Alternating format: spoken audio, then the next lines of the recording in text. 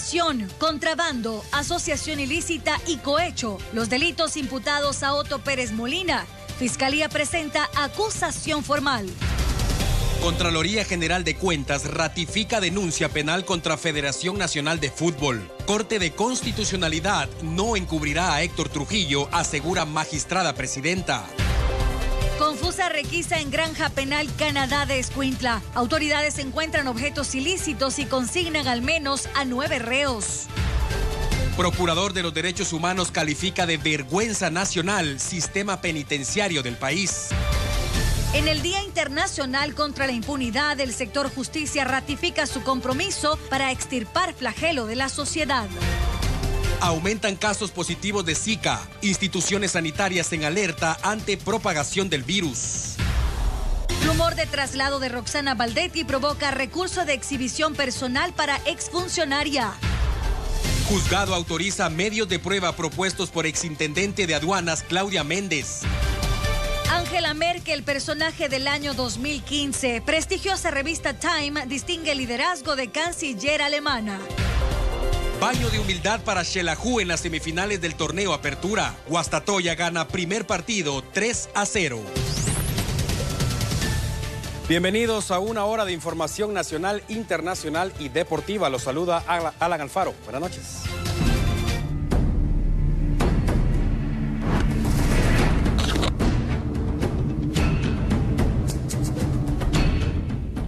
Hoy iniciamos hablando de la situación legal del expresidente de la República, Otto Pérez Molina. El Ministerio Público finalizó la investigación en su contra y su futuro judicial depende desde hoy exclusivamente de la decisión que tome el juez Miguel Ángel Gálvez.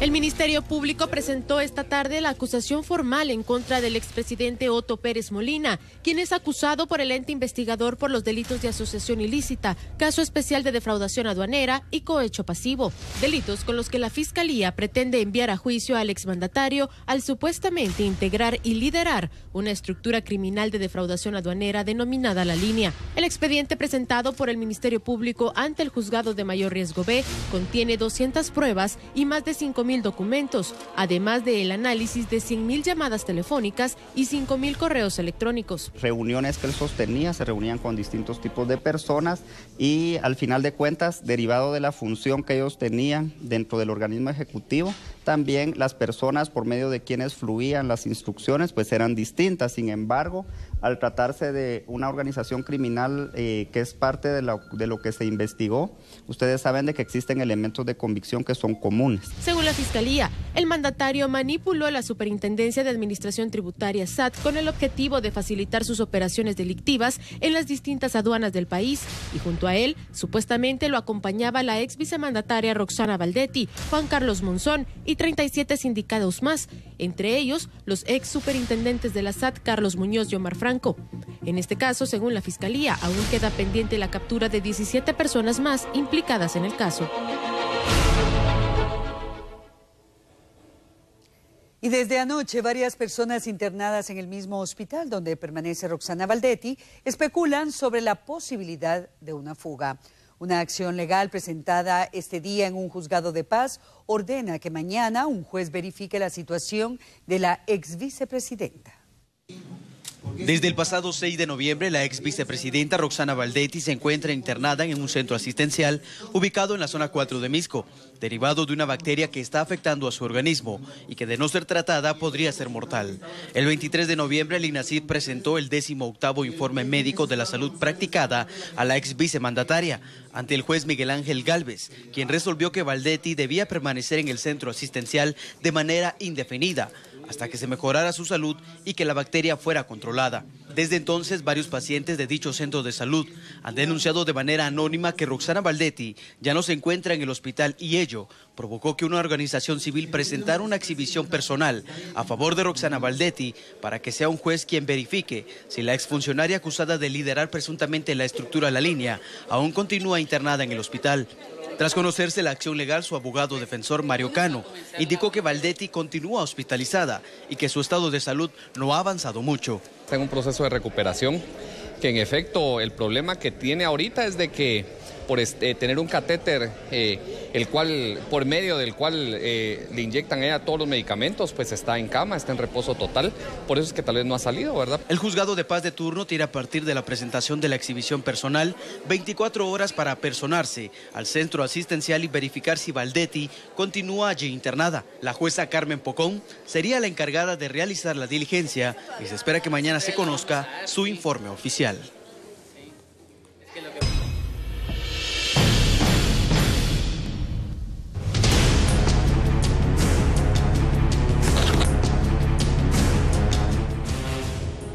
Para finalizar con las acciones legales referentes al caso La Línea, Claudia Méndez buscaba hoy recuperar su libertad a través del pago de una fianza, pero esa solicitud fue rechazada. En busca de demostrar su inocencia y recuperar su libertad, la exintendente de aduanas Claudia Méndez, vinculada al caso de defraudación aduanera La Línea, se presentó hoy ante el juzgado A de mayor riesgo para solicitar que se incorporen 21 pruebas a su favor. Además, pidió que el Ministerio Público solicite información en las distintas entidades para investigar a fondo. Ante la petición, el juzgado autorizó incorporar 14 pruebas de descargo que serán utilizadas por su defensa, entre ellas la declaración de los encargados del Departamento de Recursos Humanos, Informática y Auditoría Interna de la SAT. La juzgadora resuelve. En primer lugar, en cuanto a lo planteado por parte de la defensa, en cuanto a que efectivamente la Fiscalía requiera al Departamento de Recursos Humanos de la Superintendencia de Administración Tributaria y Contraloría General de Cuentas, copias de declaraciones patrimoniales de la hoy procesada. Igualmente indicó la defensa que se practicara a través del Instituto Nacional de Ciencias Forenses una auditoría forense para poder establecer la capacidad económica de la hoy procesada. La juzgadora resuelve en cuanto a lo solicitado por parte de la defensa que no ha lugar, por considerar la juzgadora que no es un medio de prueba, en este caso útil, pertinente para la investigación del Ministerio Público. Méndez también solicitó medida sustitutiva, lo que le permitiría salir de prisión bajo arresto domiciliario, pero la medida no fue aceptada, por lo que debe continuar recluida en la cárcel Santa Teresa, donde guarda prisión preventiva desde el pasado 22 de septiembre. En las próximas semanas, el Ministerio Público podría solicitar que la exintendente sea enviada a juicio por los delitos de asociación ilícita, cohecho pasivo y caso especial de defraudación aduanera. Según el colaborador eficaz del Ministerio Público, Salvador González, alias ECO, Méndez recibía el 5% de los sobornos, mientras que Roxana Baldetti y Otto Pérez Molina se adueñaban del 50%. En relación a la solicitud. Por aparte, funcionarios públicos y diplomáticos acreditados en nuestro país celebraron el Día Internacional contra la Impunidad. Instituciones de justicia y sectores sociales celebraron hoy el Día Internacional contra la Corrupción, en un año donde Guatemala demostró ante el mundo la lucha frontal ante las estructuras vinculadas a hechos ilícitos de corrupción. Este día conmemorativo fue establecido por la Asamblea General de las Naciones Unidas en 2003 y entró en vigencia el 9 de diciembre de 2005. A pesar de los esfuerzos de los últimos meses, diplomáticos acreditados en el país consideran que el combate a la corrupción debe fortalecerse para lograr avances significativos. Creo que sí, yo creo que el Ministerio Público de hoy es un ministerio mucho más diferente que antes. Tiene mucho más poder, mucho más experiencia, tiene la cooperación de la comunidad internacional y está enfrentando el reto de corrupción en el país. Pero yo pienso que hay que continuar este trabajo en todas las instituciones del Estado. De una cierta manera hay que reformar, hay que limpiar. Sabemos que hay corruptos en muchas instituciones, entonces el rol del MP, del organismo judicial, es de continuar este trabajo para sacar de las instituciones, del organismo legislativo, del organismo judicial y de las instituciones del Ejecutivo, las personas deshonestas y corruptas. En el juzgado segundo del ramo penal se resolvió este día ligar a proceso penal a Ramiro Estuardo Luna Méndez, acusado de abuso de autoridad y falsedad ideológica. Este hombre fungió como coordinador del área técnica de Foguavi y fue capturado recientemente junto a otro hombre originario de Hungría, acusado de caso especial de estafa y defraudación. Se supone que el extranjero firmó un convenio con Foguavi para la entrega de una finca donde se construiría un complejo habitacional y los dos habrían logrado desviar de esta manera 36 millones de quetzales. El juez que conoce el caso resolvió también beneficiarlos con medida sustitutiva. El extranjero debe pagar 250.000 quetzales para evitar la cárcel y el guatemalteco 75.000 con el mismo objetivo. Con esto vamos a la pausa, pero enseguida estamos de regreso con más noticias.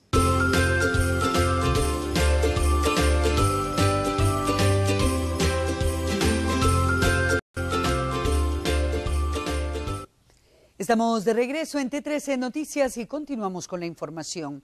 Las fuerzas de seguridad irrumpieron en la Granja Penal Canadá, ubicada en el departamento de Escuintla. Después del motín que dejó 16 personas fallecidas en esa cárcel, las autoridades no quieren correr riesgos. De manera sorpresiva y desde horas de la madrugada, fiscales del Ministerio Público, guardias del sistema penitenciario, Policía Nacional Civil y Ejército de Guatemala participaron en una requisa en la Granja Penal Canadá ubicada en el departamento de Escuintla. Al final del operativo, las autoridades lograron decomisar una variedad de ilícitos a 9 privados de libertad. De manera extraoficial se dijo que los fiscales del Ministerio Público que participaron en la operación fueron retenidos por algunos minutos. Sin embargo, la situación fue controlada por las autoridades. Por otra parte, el vocero del sistema penitenciario, Rudy Esquivel, se refirió a la manera en que trabajarán durante las fiestas de fin de año. El tema de visitas, mayoría de los centros de detención, según cada uno de los cronogramas, tiene asignaciones en fecha y día según los sectores que tienen aprobación de visita. Esto obviamente merita mayor incremento en el tema del recurso humano del sistema penitenciario, de entidades que nos apoyan como Policía Nacional Civil y Ejército de Guatemala para garantizar al ingreso el tema de los registros, minimizar la intencionalidad de ingreso de ilícitos que en efecto se ha dado a cuenta de las consignaciones que se incrementan para estas fechas.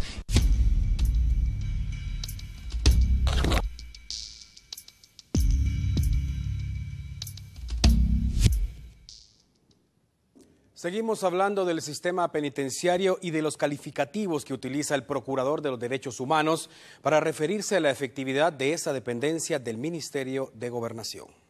Como una de las peores instituciones a nivel mundial, catalogó el Procurador de los Derechos Humanos, Jorge de León Duque, al sistema penitenciario, el cual tiene a su cargo el funcionamiento de las 22 cárceles que operan en el país. El sistema penitenciario es, yo diría, es una vergüenza, no solo nacional, sino a nivel mundial. Hoy la gran mayoría de las extorsiones, me parece que andamos cerca de un 80%, provienen de los centros de privación de libertad. Eso demuestra que hay una total ineficiencia del Estado, una falta de interés palpable y que se debe corregir. Lo he venido diciendo en todos los informes. Según explica De León, el sistema penitenciario es débil y corrupto. Además de la falta de control, el procurador critica el hacinamiento, la violación evidente de los derechos humanos del personal y los reclusos, los privilegios que se otorgan a algunos prisioneros, como por ejemplo al expresidente Otto Pérez Molina. En Guatemala es evidente que no existen programas de rehabilitación y reinserción de privados de libertad, lo que según el procurador es responsabilidad del Estado. Por aparte, el vicepresidente de la República se refirió este día a la crisis financiera que atraviesa el Estado guatemalteco y a los principales retos que enfrentarán las nuevas autoridades. El vicepresidente de la República, Juan Alfonso Fuentes Soria, hizo la propuesta este día de crear una mesa técnica para discutir soluciones a las problemáticas que sufren algunos sectores del Estado a causa de la crisis económica que enfrenta el país actualmente y pidió paciencia a los salubristas y transportistas en los pagos que se les adeuda, ya que según el vicemandatario, en este momento el Estado no cuenta con los recursos necesarios para el pago de subsidio y salarios atrasados. Lo que aquí se impone es una discusión de los diferentes temas que son complicados porque no es con medidas de hecho que se van a resolver. Nosotros creemos que los argumentos deben ser expuestos en una mesa, en un diálogo, actuar como la ciudadanía ha dado el ejemplo, con respeto, con firmeza, eso sí, pero respetando y promoviendo que todo sea en base a un diálogo constructivo. Tenemos que llegar a soluciones porque la situación del país, de las finanzas, está muy compleja. Sin embargo, salubristas han indicado que esta situación está afectando severamente los hospitales nacionales, ya que cada vez es más difícil poder trabajar sin insumos, y a ellos se han sumado los empresarios de transporte público, quienes indicaron que podrían llegar a un paro nacional si no se abonan los más de 900 millones de quetzales que se les adeuda. Asimismo, ante la crisis financiera que vive Guatemala actualmente, según un análisis efectuado por la Organización de Naciones Unidas, en los últimos años, el Estado guatemalteco ha perdido el 20% de los recursos que dispone en el año, y todo a consecuencia de la corrupción. Vamos ahora con otro de nuestros titulares. El Contralor General de la Nación, Carlos Mencos, tiene puesta su atención en la Federación Nacional de Fútbol. Él asegura que al finalizar su trabajo, el informe será presentado al Ministerio Público. Ante el silencio administrativo de la Federación Nacional de Fútbol de no querer entregar información acerca de los eventos realizados por la FEDEFUT a la Contraloría General de Cuentas, el jefe de la institución, Carlos Mencos, aseguró que impondrá una segunda denuncia ante el Ministerio Público para que los contratos emitidos por la FEDEFUT durante la administración del prófugo de la justicia, Brian Jiménez, puedan ser analizados por una comitiva de auditores de la Contraloría General de Cuentas. Y hemos pedido información relacionada con los contratos privados que tienen con patrocinadores de diferentes eventos. De hecho, les comentaba hace un momento que, si bien es cierto, ya presentamos una denuncia por ese silencio administrativo que ha habido parte de la Federación de Fútbol en proporcionar la información a la Contraloría, y además se está preparando otra acción penal orientada específicamente a que nos den información relacionada con los patrocinios. Recuérdese que la ley establece como silencio administrativo 30 días. Y entonces, en base a eso, nosotros hicimos esa acción penal para que ellos puedan proporcionar a través de esa vía la información que estamos dando. Por otra parte, para el Contralor General Carlos Mencos, dentro de la institución que preside, también podría existir índices de corrupción. Para evitar que ello suceda, se trabaja con un método de auditoría electrónico que no permite al auditor obtener toda la información o realizar cambios que encubran algún hecho ilícito. Nosotros lo que estamos haciendo en este momento es utilizando los sistemas informáticos para nombrar auditorías puntuales y darles contenido mínimo a los auditores. De hecho, y la otra cosa es de que cuando se nombran auditorías o comisiones permanentes, los auditores casi se vuelven parte de las mismas instituciones. Entonces, no es lo que queremos. De hecho, hicimos una rotación total de auditores en este año para que las entidades que han auditado no las sigan auditando los mismos, sino que haya un cambio.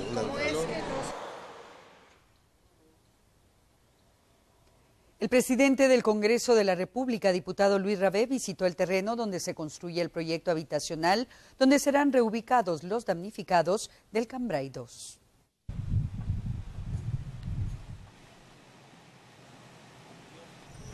A pesar de retrasos leves, la construcción de las 181 viviendas en el proyecto Querida Familia en San José Pinula avanza satisfactoriamente.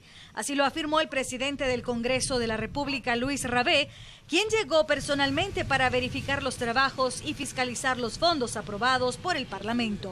Nosotros como Congreso, como diputado, yo tengo que venir a fiscalizar y comprobar con las personas que están encargadas de qué es lo que se está haciendo, qué se está realizando, qué se está avanzando, y también poder colaborar si nosotros todavía podemos en algo ahí en el Congreso para que esto se pueda agilizar más. Pero vemos, repito, con mucha satisfacción que ya esta notificación es una realidad. El parlamentario felicitó el trabajo que realizan en ese lugar los miembros del Cuerpo de Ingenieros del Ejército, así como el personal del Ministerio de Comunicaciones. Hay una gran cantidad de guatemaltecos trabajando, más de 200 personas, maquinaria pesada, con bastante actividad, y esto demuestra de que cuando se quieren hacer las cosas y en favor de los guatemaltecos, esto puede salir adelante. Rabé dijo que se espera finalizar la mayor cantidad de casas antes del 24 de diciembre, pero que factores como la lluvia y algunas licencias o permisos atrasaron la ejecución del proyecto. Además de abastecer la red nacional, Guatemala, a través de sus generadores de energía eléctrica, podría también suministrar ese servicio a nivel internacional, según la Cámara de la Industria. Próximamente, Guatemala podría ser un exportador de energía a nivel internacional, según la Cámara de la Industria, de acuerdo a un estudio de mercados internacionales donde se enfocaron en países como República Dominicana y Estados Unidos, mejorando la facilitación del comercio a través de las aduanas. Lo importante de este estudio es que las pequeñas y medianas empresas sepan qué es lo que se está exportando, qué es lo que esos países necesitan, y en base a eso abrirnos los ojos y ver las oportunidades de negocio que podemos tener como guatemaltecos. Obviamente una de las cosas que también el estudio da es que hoy en día exportamos, no sé, 80, 90, 100 productos diferentes a esos países, y los cuales nos ponen un orden. Eso es importante porque todos los guatemaltecos sabemos, si queremos industrializarnos, qué es lo que tenemos que hacer en mercados que nos quedan ahí nomás y nos quedan cerca. El sector privado también hizo un llamado al Congreso de la República para que sea ratificado el protocolo que permite el libre comercio entre Guatemala y Honduras, además de la normativa del fomento de inversión y empleo. Y representantes de Naciones Unidas buscan que el lago de Atitlán sea declarado Patrimonio de la Humanidad. Continuar trabajando en temas de cultura, educación, ciencia, comunicación, entre otros, son los principales puntos que fueron reafirmados por el representante de UNESCO en Guatemala en el acto protocolario que se realizó en conmemoración de los 70 años de la fundación de este organismo internacional. Muy bien, estamos muy agradecidos por la manera en que el gobierno de Guatemala, en sus diferentes niveles, ha acompañado toda esta celebración. En los últimos años, UNESCO ha desarrollado diversos programas en nuestra nación, enfocados en la educación como la alfabetización, con el fin de elevar la calidad en la educación. Además, en temas culturales, Julio Carranza, representante de UNESCO en Guatemala, enfatizó que el próximo año se presentará el expediente del lago de Atitlán, que ya busca incluirlo y nombrarlo como Patrimonio de la Humanidad. Ya estaba en la llamada lista indicativa, quiere decir aquellos centros o sitios que se considera que tienen las condiciones para ir progresivamente trabajándolos en vista de que se incorporen a la lista de Patrimonio Mundial, y pensamos que uno de los que va a avanzar de manera más rápida es precisamente el lago de Atitlán.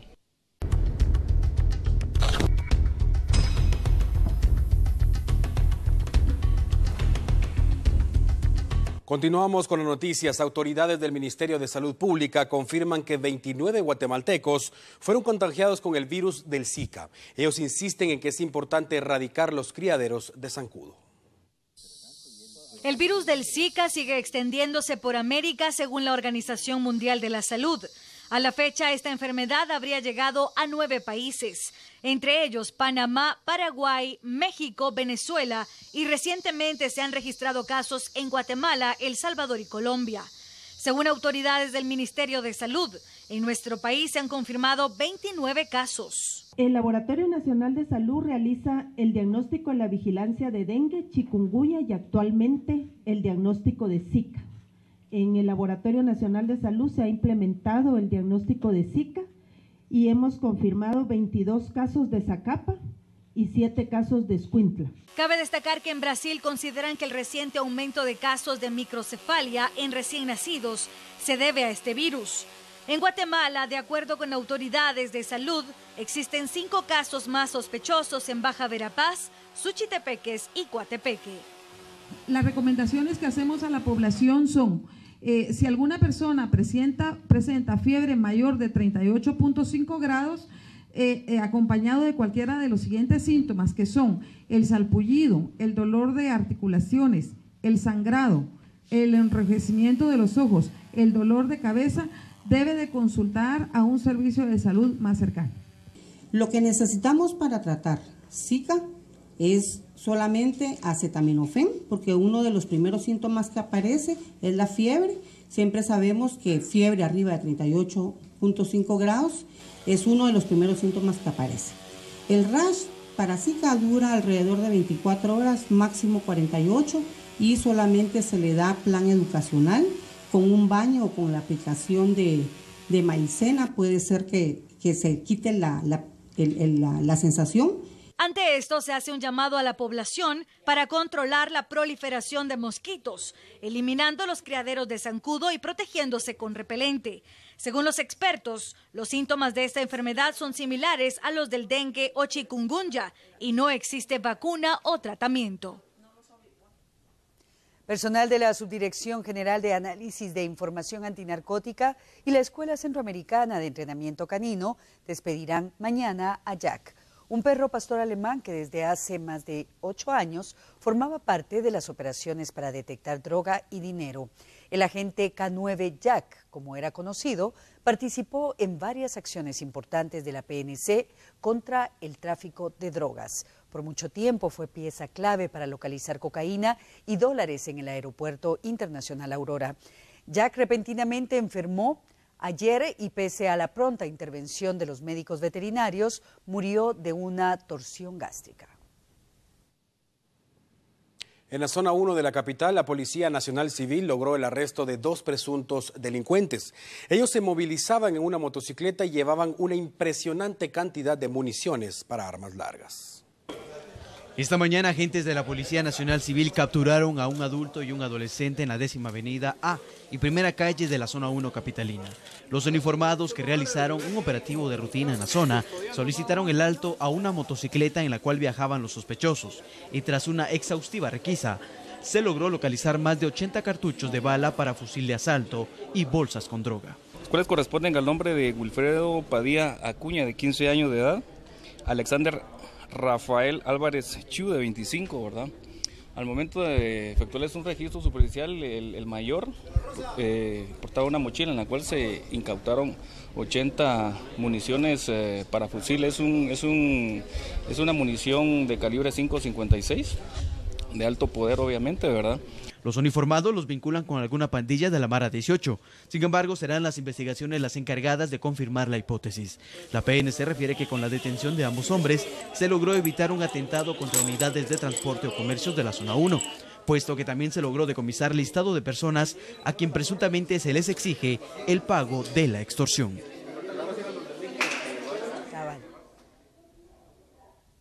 Y nos ubicamos ahora en Huehuetenango. Daniel Méndez dio cobertura a varios allanamientos que realizó la policía en ese departamento y a continuación presenta los resultados. En el municipio de San Rafael Petzal, Huehuetenango, autoridades lograron la captura de Daniel Pérez Sales, de 60 años de edad, hermano del actual alcalde del lugar, César Pérez Sales. Esto como parte de los allanamientos realizados por las fuerzas de seguridad con el objetivo de desarticular la banda delincuencial denominada Los Momia, quienes se dedicaban a asaltar a usuarios de buses extraurbanos y poner puestos de asalto a inmediaciones de dicho municipio. Es de resaltar que también se logró la captura de Horacio Domingo Pérez, de 38 años, a quien se le encontró un fusil AK-47 y varias municiones. Además, se le decomisó un vehículo tipo pick-up para el escaneo respectivo. En otro inmueble fue capturado Baldomero López Díaz, de 25 años, a quien se le encontraron 43 cartuchos útiles de distintos calibres. Cabe resaltar que miembros del Ministerio Público fueron recibidos a balazos por los individuos. Afortunadamente, ningún elemento resultó herido. En Huehuetenango, reporta para T13 Noticias Daniel Méndez. Compromiso más allá de la información. En otro tema, pronto miles de guatemaltecos recibirán el pago del aguinaldo. La policía lo sabe y se preparan para realizar operativos a nivel nacional. En los próximos días, miles de guatemaltecos recibirán el tan apreciado pago de aguinaldo. Aunque muchos de los ciudadanos ya tienen destinado este dinero para pago de deudas o colegiaturas, otros lo utilizarán para gastos navideños, por lo que las autoridades de la Procuraduría de los Derechos Humanos hacen un llamado a tener mucha precaución con la utilización de su dinero y no caer en la tentación del consumismo y ser víctima de gastos innecesarios. En un menor porcentaje, menos de 10% de consumidores invierte su aguinaldo en algunos productos o servicios para largo plazo. Muy pocos destinan un porcentaje para el ahorro, dando las recomendaciones para utilizar de mejor manera su aguinaldo, elaborar un presupuesto familiar que incluya los gastos de toda esta temporada. Ya que el comercio estará activo a causa del aguinaldo, la Policía Nacional Civil recomienda a la ciudadanía tomar sus precauciones y evitar exponerse ante la delincuencia. La PNC estará guardando la seguridad en cercanías de cajeros automáticos, agencias bancarias, centros comerciales y también mercados cantonales y metropolitanos. Entre las recomendaciones están no utilizar fuertes cantidades de dinero al conducirse por las calles y si va a retirar dinero de cajeros automáticos, no hacerlo en lugares oscuros y solitarios. Y antes de ir a la pausa, damos lectura a un fragmento de un comunicado del Comité de Urbanización y Construcción Provivienda del Maestro. Este dice así: a todos los maestros asociados ausentes del proyecto de vivienda El Encinal, se les informa que urge pasen a recoger el formulario Hábitat para la Humanidad. Pueden acercarse a la Segunda Avenida 9-60 de la zona 9 de la capital, o bien pueden comunicarse a los números telefónicos 5297-6010 y 4909-2176. Con esta información hacemos una pausa comercial. Enseguida volvemos con lo más relevante del deporte.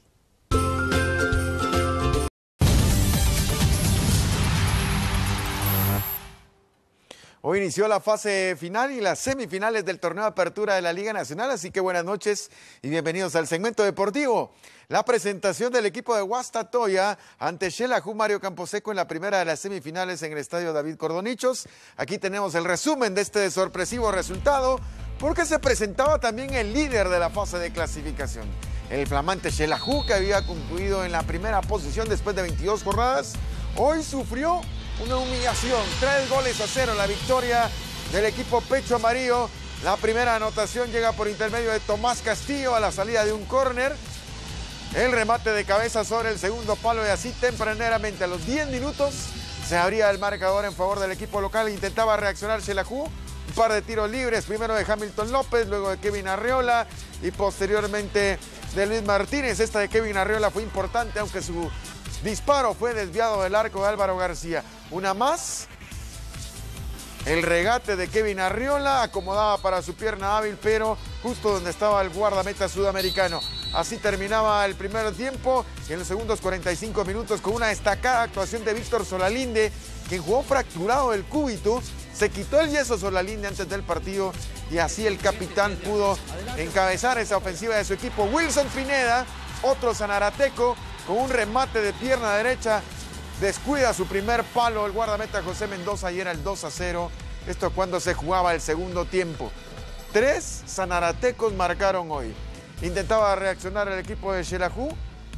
Una jugada ahí en el área, todo controlado para Álvaro García. Y va a aparecer de esta manera Neri Oliva después del centro de Víctor Solalinde. Gana en el cabezazo el paraguayo Moreira y ahí aparece el número 14 del equipo de Guastatoya. Así que 3 jugadores oriundos del departamento, nacidos y formados en Sanarate, hoy le dan la victoria al equipo de Guastatoya en el partido de día de las semifinales. La vuelta será el próximo sábado a partir de las 20 horas en el Mario Camposeco. Buena ventaja para el equipo de Ariel Sena. Mañana se jugará la otra semifinal. Estará a cargo de Comunicaciones y Antigua GFC, partido que puede seguir aquí por Canal 13. Así que mañana T13 Noticias en horario especial desde las 19 horas.